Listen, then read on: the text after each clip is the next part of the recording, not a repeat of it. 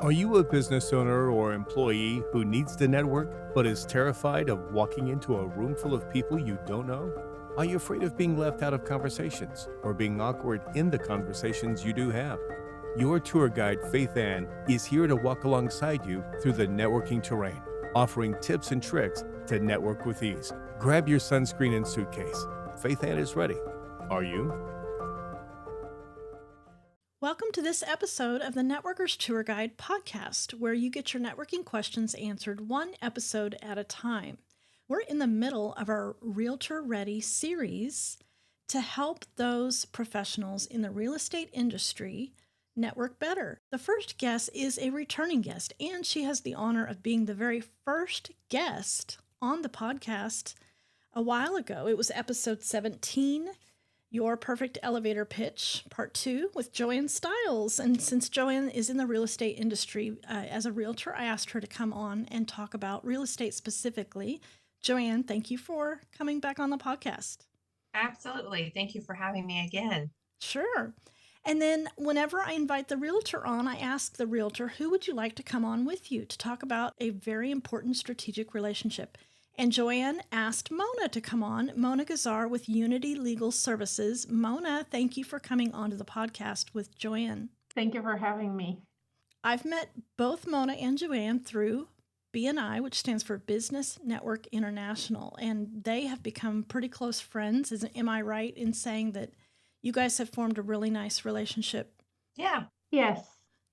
And so I think we'll start. Mona, why don't you tell the audience who you serve? And then JoAnne, you'll get to reacquaint the audience of who you serve. And then after that, we'll get into the relationship you guys have that supports each other as you're serving your clients in real estate. Yes. So I am an estate planning attorney here in Norman.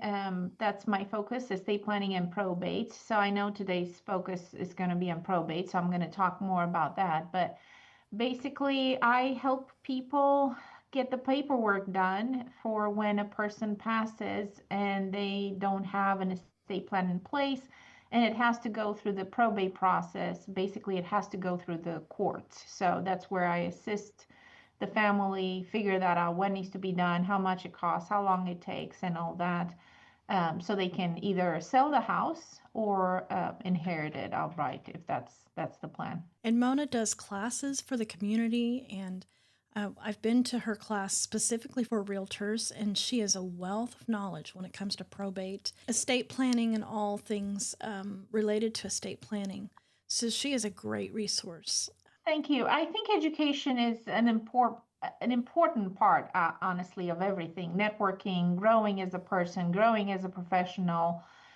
So I love educating the community. I did have one class only for realtors, but actually I was thinking about having another one soon, just because I'm dealing with a few probate cases right now, and it is obvious, or I think the process could be smoother if everyone would be on the same page, know what to expect and what's the next step and what some of the lingo means. Yeah, absolutely. And there's so many moving parts in a real estate transaction. So the more educated on every facet of it that everyone can be, the better for the client. JoAnne, will you tell the listeners again who you serve? Yes. I help people buy and sell in the Oklahoma City metro area. So primarily I do residential real estate sales, love helping people buy and sell. Thank you very much for coming back on. And yeah, and you have been established in Norman for many years, and you've got a couple of other agents in your brokerage. Is that right? That's right. Yep. I've been doing real estate for, let's see, we're going on 22 years, and I have two agents in my brokerage.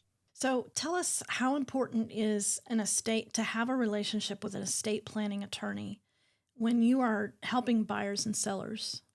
Well, for two reasons. When you asked me who a good referral partner was that I would like to have on this podcast, I immediately thought of Mona, because in the last, I'd say 3 to 4 years, I'm looking at my numbers, and consistently, Mona has been referring me people who need to sell, usually a loved one's home that has passed. And so I've helped many of her clients that needed to sell a home. Not only that, but when I have clients who just have questions about things that they should do before they sell mom's house or when mom is sick or whatnot, Mona is a great resource for me to reach out to and just get some general questions answered. Not legal advice, but just some general questions that I can help them steer them in the right direction or help them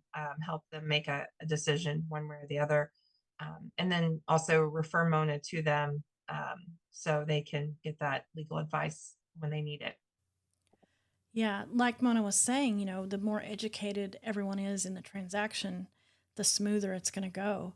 And we were talking last episode, we were talking to a title person and a realtor, and they said the same thing. They said, the realtor said, it's nice to have a title person that I can just call and ask a question, even if we are not using her. And the title person said, it's so nice to just call Dindy, the realtor, and ask a question. It just, this free flow of information that is so helpful to a process is one of the nice things about networking. Is you don't have to feel like everything is a transaction. A lot of it is just a common interest in serving clients well.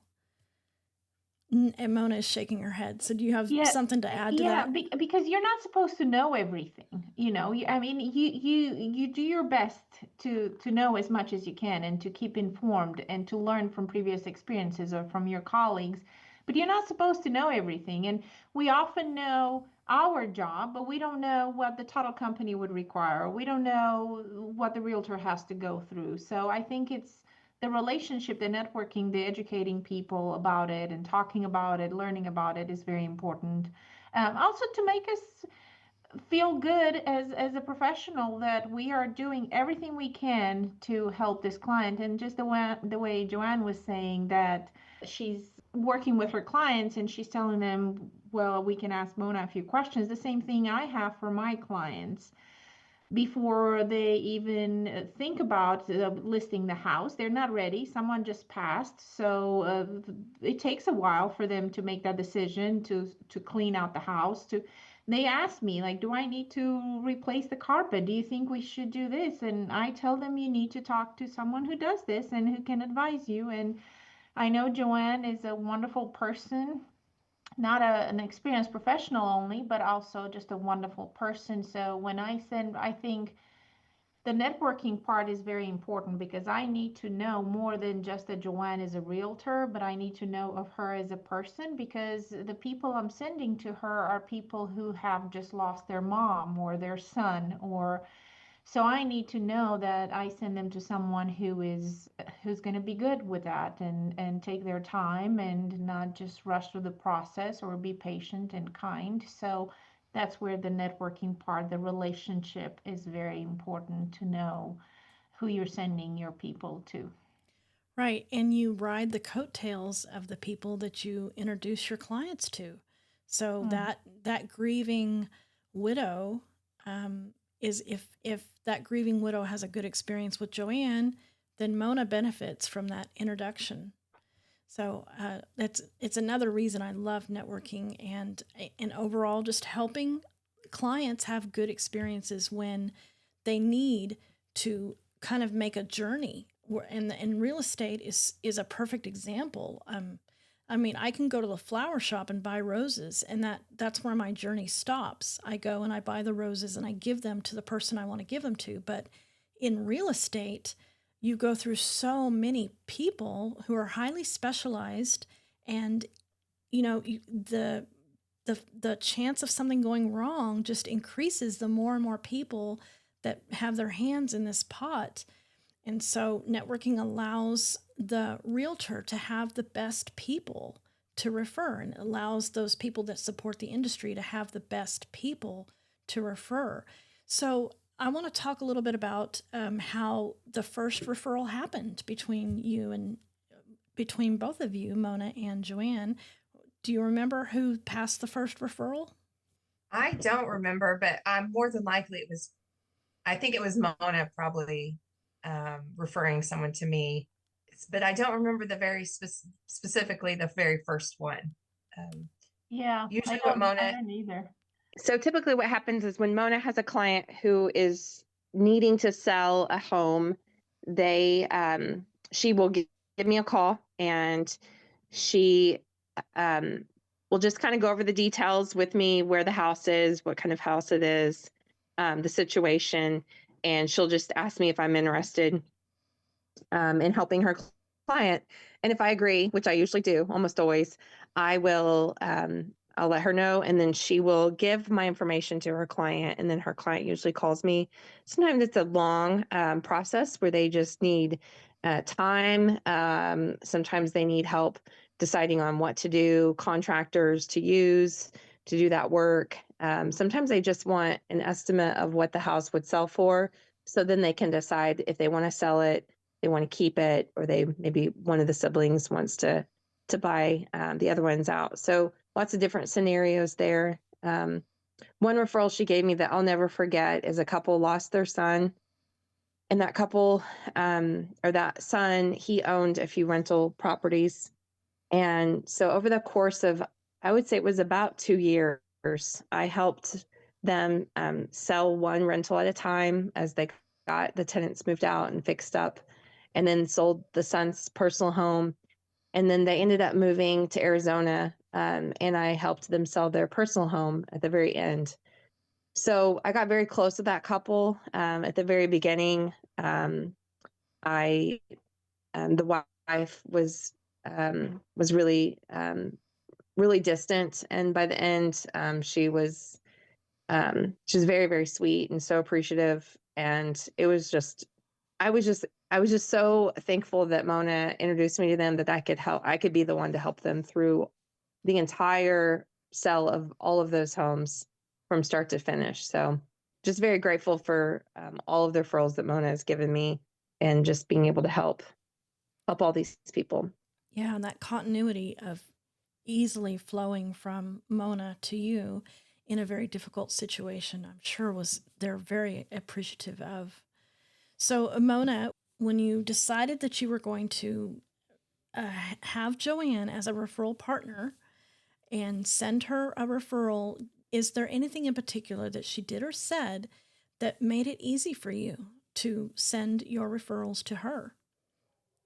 It's not necessarily what she did or said, but what mattered to me was, and this goes back to networking and knowing your people really well, is I knew she has the resources, because that example that she just mentioned, um, I think that like the son's yard was a mess. I know some of the rentals were not in good condition. Some of them, they need the roof replaced, and they didn't want necessarily to pay the money. So I know that sending them to JoAnne, I know she's going to work with them through some stuff. Like I know she's going to know someone who's going to help them clean the yard. I know she knows someone, and the way I know she knows stuff is through networking, because she mentions that when we meet or when we talk, and also because she's done it before, where I didn't even know, for example, that you can get a roof replaced, that you will find someone who would replace your roof and you can pay at closing. I didn't know that's an option, and I'm sure not a lot of people do it, or not for anyone, but again, that's her relationship with the roofer, where they all agree, hey, let's all run this, and then everyone gets paid, and it just works out for everyone. So I know some of the probates are decent homes and money is not necessarily a problem, but a lot of them are not. And they need work and time, and they need someone to be patient with them and to explain the process and to help them all make some of those decisions. So that's the part that I'm comfortable sending JoAnne the referrals, because I know she's going to do more than just sell their home. She's going to work with them to get where they need to be. So, what Mona is telling us is that being connected is attractive when you are networking. So, maybe for that realtor who is maybe not getting many leads right now, you want to still work on your prospecting and work on developing relationships with the people that you are going to need, because that is attractive. So if you have a good relationship with a roofer, that's more attractive when an estate attorney has a referral than if you didn't. And if you have a good relationship with a house cleaner, with a window cleaner, with a mortgage person, that is attractive. And that is really something that you can control. I mean, you can't control who sends you a referral, but you certainly can control your effort in reaching out to these other professionals. And I think that's great advice to keep you from, getting too down on in your slow periods. Like, what could I do to really strengthen the relationship I have with my roofer, with my estate attorney, with my mortgage person, with my landscaper? What do you think, JoAnne? Oh, I think that's definitely true. Hey, networkers. If you want your next one-to-one to go beyond swapping business cards, Faithann's got something for you. She created a free resource called 10 Questions to Ask in a One-to-One. It's packed with thoughtful questions that help you get to know someone and leave a lasting impression. Click on the 10 Questions link in the show notes and download this resource today. I think meeting with those referral partners on a regular basis is really, really important. Even if you're not in the same networking group, just reaching out to them for lunch or coffee, and not to get their business, but just to keep, top of mind. So they remember you, because there are a lot of realtors out there, and there are a lot of, usually it's opposite. Those vendors are actually reaching out to realtors, trying to set appointments. But if it's the other way around, you kind of stand out by saying, hey, do you want to go have some coffee or lunch, and really get to know them on a more personal level than just that real estate transaction that you're trying to get. Yeah. And you can always tell, whenever I had a lot of one-to-ones with realtors when I was networking on behalf of Window Cleaning Plus primarily, and I would ask, how many listings do you have? And it wasn't because I wanted them to use me. I was genuinely curious. I mean, I know that when they're talking about their listings, that's something they're very familiar with. And if I can be of any service, even just being aware of a listing, that's good. So how important is it that the vendor, when they're talking to you, be genuine and not just asking questions to pretend that they're interested, but really interested? Oh, I think it means everything. And I've probably gotten 3 calls today by someone trying to sell me, either 3 calls or texts by someone trying to sell me something. Because in a real estate transaction, there are tons of different moving parts. And so a lot of people, there's a lot of money at stake in one real estate transaction. And a lot of it has to do with who the realtor recommends. So if you're not genuine, you're just another salesperson just vying for my attention, my money, my client's money, and it just doesn't go over well. Right. And then Mona, who else besides realtors make good referral partners for you? Like when they come to you, when your clients come to you, what's another industry that you may need to pass them off to? I guess another partner or referral source that I have is financial advisors. Just because as they meet with people and they go over their accounts and beneficiaries, and if they have minor kids or kids who are not good with money or something like that, that's where my estate planning services come into play, not necessarily the probate part. And also because, again, if you trust someone with your money, you trust them to refer you to a good person, to no matter what area may be. So that's the other one that I guess that works well with what I do on the estate planning side of things. And has networking helped you find good financial planners to refer? It has been. I would like to share a story in regards to that with networking and reaching out to people. So when I first started my practice in 2020, I knew I have to network, and I did focus on the referral partners, which happened to be financial advisors. So I just went on Google and I found, I don't know, a lot, like 20 financial, I mean, there are lots of them, just like realtors, right? I mean, there are lots of them. And I Googled and I emailed everyone and I said, hey, this is who I am. I'm starting. I would love to get to meet you. I did not get a single email back. And I am not exaggerating. I think I probably sent out at least 20, if not 30 emails, which was very, very upsetting to me. Not even are like, oh, hey, yeah, sure, let's get coffee, even though it didn't happen or something, like nothing. And it was COVID, it was 2020, so it was just a different time, but still. So then what do? It's reaching out to people like JoAnne said, via text or email or call. It just doesn't really work.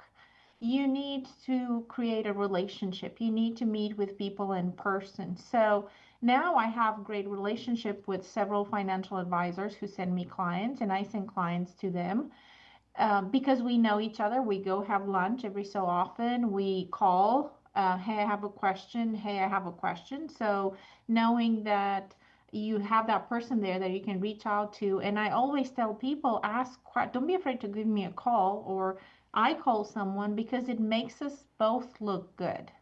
Mm-hmm. It makes you, JoAnne, look good. Hey, let me call Mona. She's a probate attorney. She'll know. And if I'm available, I'll take it. And that, it may work out for me, it may not, but that just makes her look really good. And the same for me. Let me call a realtor, which I did with a client the other day for JoAnne. It's like, Yeah. hey, that way she can hear from JoAnne's mouth exactly what needs to be done or how it works. So having those relationship where I wouldn't just, I mean, I try not cold calling, but cold emailing, and zero results. So it may work for some people and it may work every so often, but you need to meet with people in person if I were to say something, and you need to form that relationship with them. Yeah. Yeah. In person networking, even online networking, it's a thing. And that's a great start too. Yeah. Well, let me ask one final question, and then I have my very last question that I ask all the guests.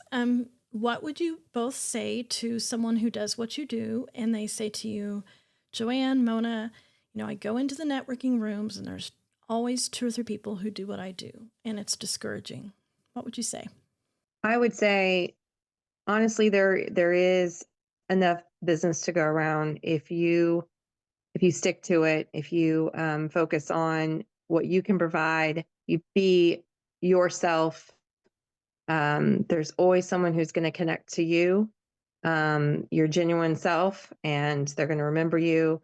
And like we said before, just follow up. I think that is, for me, it's one of the hardest things to do after leaving a networking group is following up. But just connect with 1 or 2 people at each event, and just make an impression, and then follow up to keep that impression going, and to be top of mind, and then go back to that event again and again and again. Continue to go back to the same events, so you can get in front of the same people, either weekly or monthly, and just to build those relationships. Very, very well said. Those are all great tips.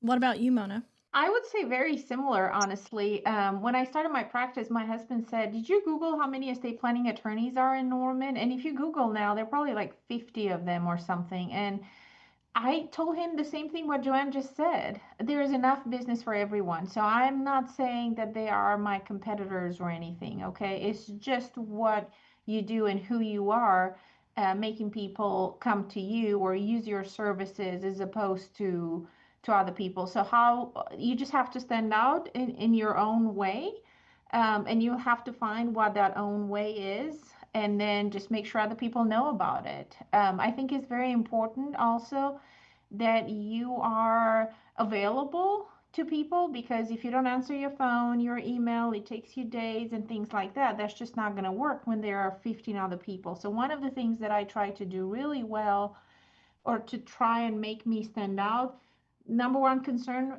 or complaint for attorneys is that they don't return calls. So that is, I always made that a priority. I return calls and I'm very quick with that because people are waiting.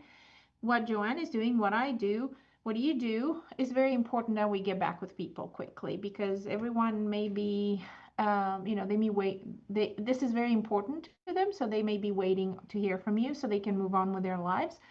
So I take that's one tip if I were to give people there is, just set yourself aside from everybody else. They are not necessarily your competitors. You just have to be different in your own way, and that will work. That works. I mean, it really does. I love that tip. Yeah. So JoAnne's tip that I really loved was be in the same room again and again. It's so important. And then Mona's tip, get back with people in a timely manner. I talked a lot in my Facebook group during my lives over the holidays. I mentioned this so many times. During the holiday weeks, answer your phone, because you could pick up business, because your competitor who has 8 trucks and 2 locations, they may be pulling back, and this is the time where you, Christmas Eve, you're the one answers the phone. You can pick up a business, or during Thanksgiving. And so being available is I love that, because it's so easy. Just be available and return your people's calls. I tell people you want to be the current on a lazy river. That's what you want to be, that current that draws people close to you. You do not want to be the mountain they have to hike. And when you don't answer calls in a timely manner, you're kind of handing them a hiking stick and saying good luck. And then you wonder why aren't people using me? Well, how easy is it to get a hold of you? It seems so basic.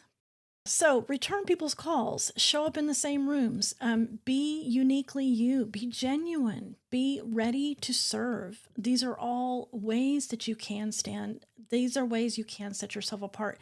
And I think both of you probably agree with me, like the new estate attorney, the new real estate agent, they may think that everyone out there does this. They return calls and they do the basic things, but you'd be surprised, right? How just doing that can set you apart. Just being tactful, being quick to return calls, being consistent. They may think, oh, well, that's not enough, but sometimes, golly, that is enough. Would you agree? Yes. Yeah. And I think just being available, what also can set people aside is being available for questions when it may not work out. Like just, it may not work out, and that's fine, because you want people to think of you. They're not going to bother you. They're not going to, be an inconvenience. It's just calling in. If the other person is available, just answer the questions, and that's it. Don't be pushy. Don't, just ask questions, and it usually works out, because people want to work with nice, helpful, friendly, genuine people. Not just I'm only going to answer this, or only if you're going to send me the client, if you have an engagement letter signed or something like that. So Absolutely. I agree with that. Yeah. All right. You ready for the last question? Yes. Okay. JoAnne, if you had to tap your younger self on the shoulder as you were going out into the world to make a difference in real estate, what insight would you tell young JoAnne? I would tell myself to respect my time, and that you don't have to work with every single person who knocks on your door or who calls you. Because some people may end up buying a house, but it may not be worth all the heartache and time that they're going to cause you. So again, there's enough business to go around. Not everyone is the best client, and so it took me a long time to learn that. But when I did, I realized that not everything is the best option for me, the best client for me. It really helped me. I bet you can get a lot of time back and a lot of peace, mental peace. Yes. Yeah. Yeah. What about you, Mona? I agree, man. That was a tough lesson to learn, to just say no, or to learn to say when something doesn't work out, it's better that way. But I think that what I would tell my younger self would be put in the work. It's going to work out in the end. It doesn't look like it. It's really, really hard at the beginning. It really is. And you do everything you can, and you think you do everything you can, and it's just not going as fast as you would want it to be. But it will. It will. Keep up the good work and put in the time and be yourself, and it'll work out. Thank you. I Good needed to, advice. yeah, I Thanks. needed to hear that today because the Networkers Tour Guide is a fairly new business, and man, it does feel sometimes like, oh, it's hard work. It is, I would say it takes a few years like that. If someone were to say, okay, can you, like, how long? A few weeks, a few months, I would say a few years. It takes a few years for something to really catch. But that's a few years of hard work, not a few years of here and there. So a few years of hard work and it'll pay off. Yes. I agree. Well, thank you both very much for coming on the podcast and sharing the very special relationship that you have that is very client-centered and resource-centered. I really appreciate that. Networking has given me so many great relationships to benefit from, and I admire both of you. So, Mona, where can people find you if they need estate planning in Norman, Oklahoma?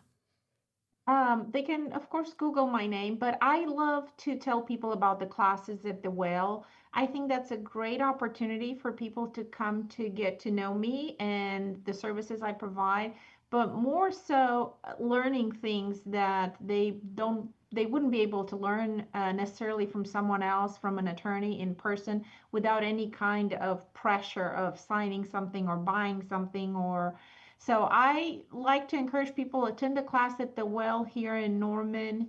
There are lots of flyers on my website, on my Facebook group. That's a great way. I also offer 30-minute free consultations with the same idea that it may not work out for me or for them. So that's a good way to get people to feel comfortable, schedule a time to meet. So yep. So website, Facebook, unitylegalservices.net. Thank you. Okay. And I'll link that in the show notes. And JoAnne, where can people find you? Usually my cell phone. So call or text. My website is stylesok.com. And so you can find me there and also social media. But usually calling or texting my cell phone for direct contact is perfect. I'll have JoAnne's information linked in the show notes as well. So I am excited for the people who support real estate to get another perspective and give a little bit more confidence as you are going out into these networking meetings to be uniquely you and to follow these tips that JoAnne and Mona have given us. Thank you both again. Thank you. Thank you so much for having us. You're very welcome. You've been listening to the Networkers Tour Guide podcast with Faithann Basore.